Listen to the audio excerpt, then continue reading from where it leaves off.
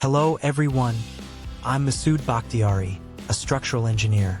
If you're interested in learning Revit for structural concrete building, please subscribe to my channel. Before you watch this video, please support me so that I can provide more high-quality tutorials in the future. Thank you. Hello everyone, I'm Masood from Masood Structural Studio. In this section, we want to set border on the script. Before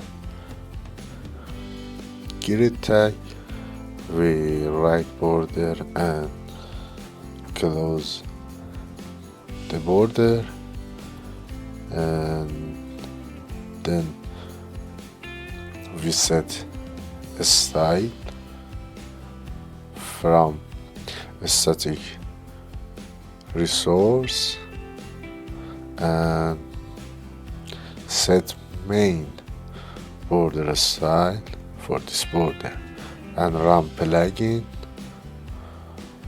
As you can see,